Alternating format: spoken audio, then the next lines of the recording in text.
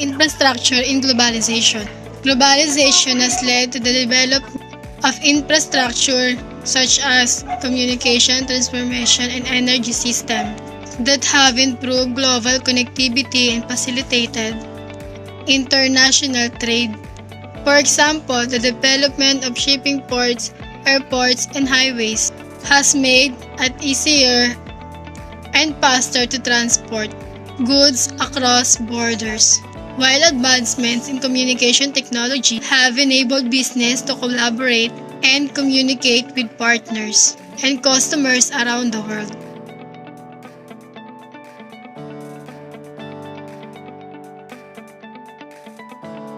Globalization increased cultural awareness. Cultural globalizations lead to homogeneity, transmission of ideas, the replacement of local culture with foreign norms, and the rise of stereotypes about specific cultural members.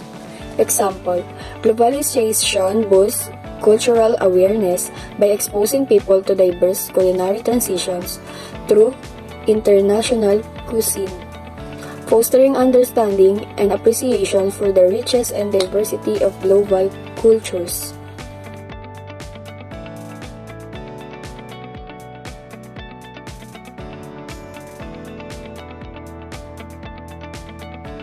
While globalization offers opportunities and economic development, it also poses challenges, including concern about inequality, environmental impact, and social issues.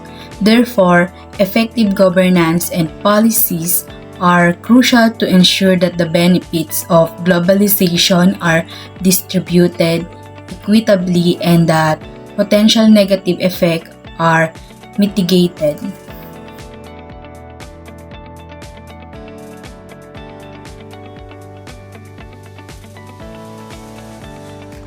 How does standardization cause globalization?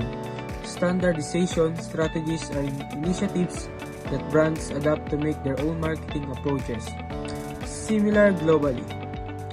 Most standardization techniques are applied to branding, cost, and production. They will result in companies having similar brands globally, reducing product cost and improving production techniques.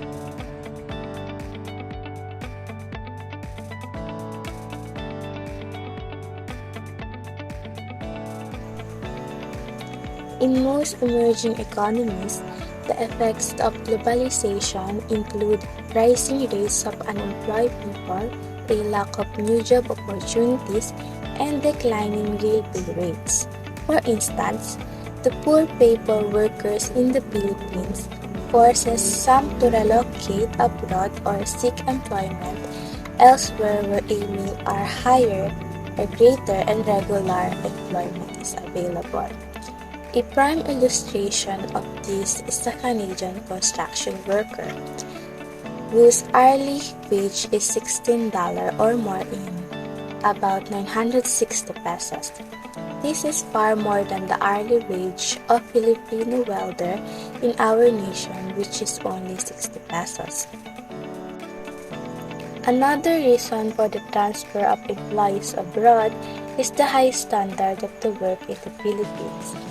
You need to have graduated from college to be a bagger in the marketplace, like Seymour, Robinson, and Pure Gold, while in the other countries like Taiwan, you can get a job as long as you have 4 years of experience in the work you're going to enter. Also, because of the high standard of the Filipinos when it comes to employees, there is an educational mismatch or having a job that is not much for the courses studied in college, which also causes from some students to go abroad even they just finished college. The weaknesses lies in the potential negative consequences for workers and communities in higher cost countries. While globalization has brought about many benefits, including efficiency and access to a global market, the uneven distribution of its advantages had led to concern about social and economic inequality, job insecurity, and the erosion of local industries in some regions.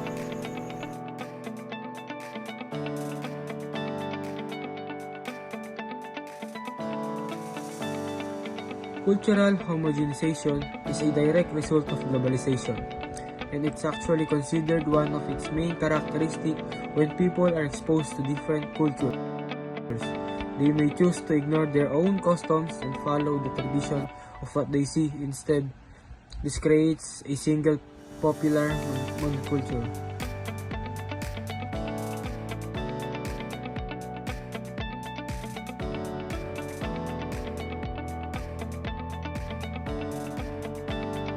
Addressing unequal economic growth requires comprehensive policies aimed at promoting inclusive development. Strategies may include investment in education, infrastructure, social programs, and targeted policies to empower marginalized groups. Additionally, fostering fair and transparent economic institutions can contribute to more equitable distribution of economic benefits.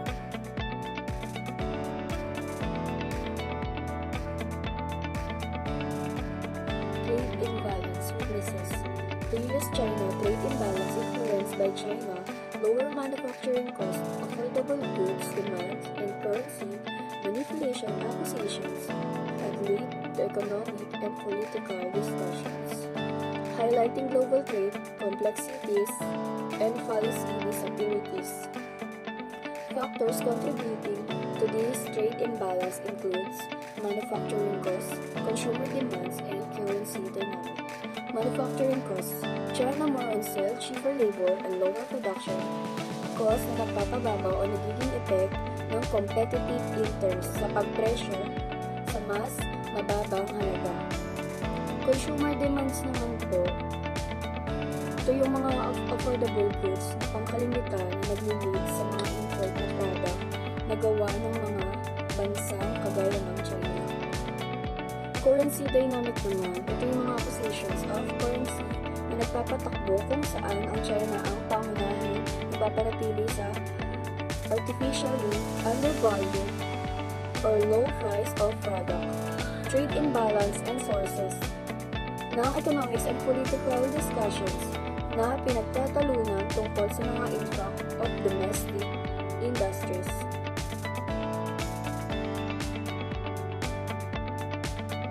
Higher efficiency in globalization.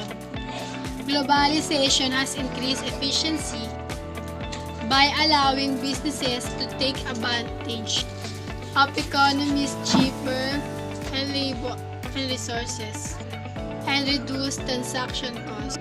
For example, multinational corporation can produce goods in countries with lower labor costs and then sell them in their markets around the world, increase efficiency and profitability. Increase investment. Ito naman po yung opportunity. The expansion will create jobs, facilitate technology transfer, and contribute to the local economy, fostering innovation and global corporate responsibility. The expansion will create jobs. Sa pagtataas ng investment, makakatulong naman sa globalization in terms sa paglawak na nag-create ng mga trabaho.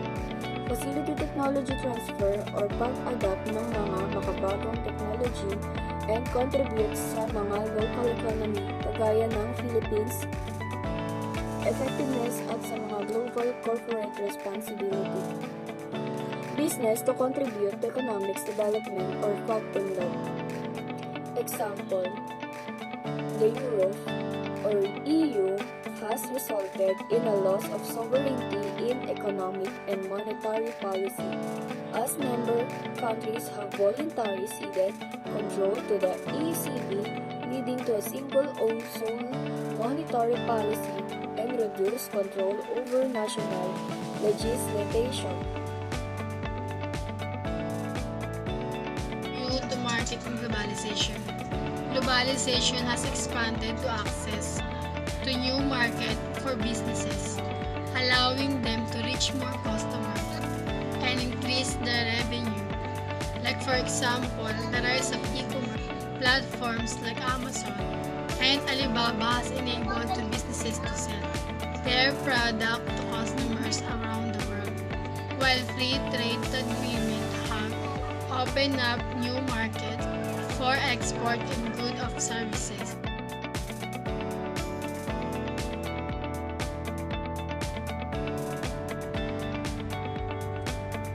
How does technology help to spread globalization? The speed with which culture is diffused has changed as a result of technological advances. Sharing of ideas, information, goods, and services through globalization is also possible because of advances in communication, technology, and the media.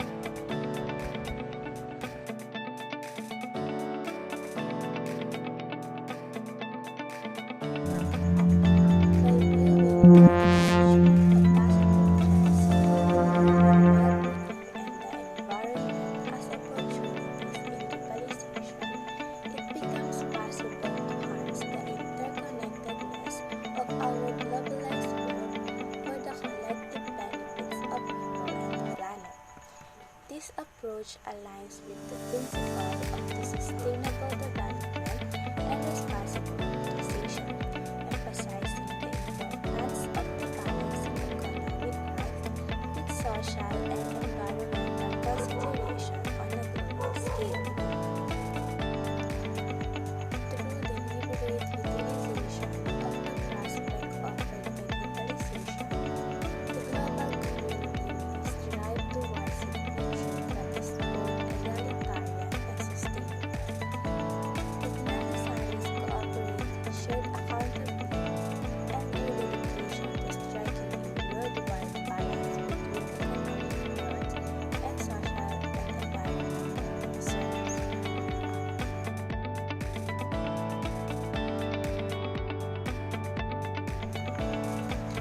A state of instability and disturbance inside the nation's political system is referred to as political instability. It includes a variety of circumstances in which the political climate is unstable and there is a lack of agreement or stability in the institution of administration. The political instability can take many different forms, such as economic uncertainty, social unrest, protest, and change in the government. Political instability is a result of numerous circumstances in the era of globalization. Its effects can be practically felt at the social and economic sphere of the impacted nations.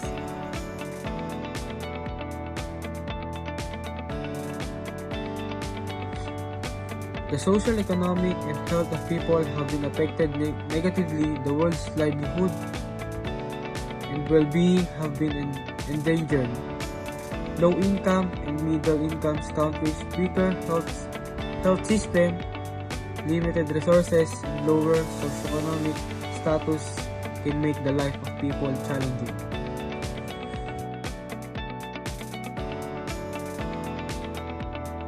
Preventing and mitigating cyber attacks require a multifaceted approach involving cybersecurity, best practices, regular software updates, employees training, and the use of security technologies such as firewalls, antiviruses, software, and intrusion detection system.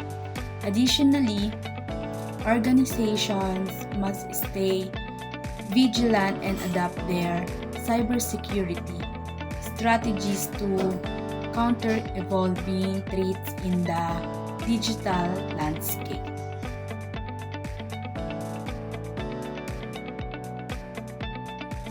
Loss of sovereignty or kataas-taasan from the word sovereignty, supreme power, particularly of political organized unit.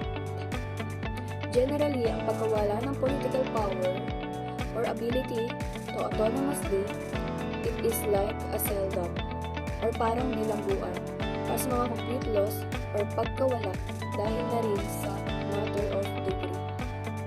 For example, the euro, or EU has resulted in a loss of sovereignty in economic and monetary policy, as member countries have voluntarily ceded control to the ECB, leading to a single-zone monetary policy and reduced control over national legislation.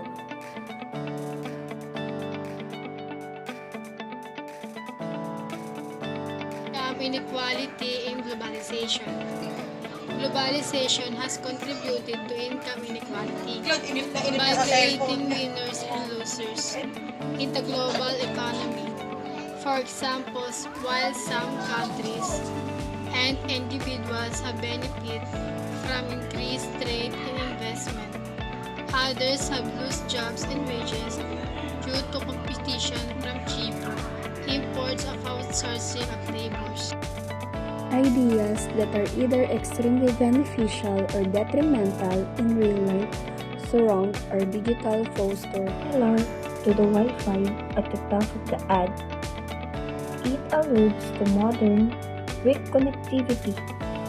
We have benefited from having this instrumental in many different corners of the world.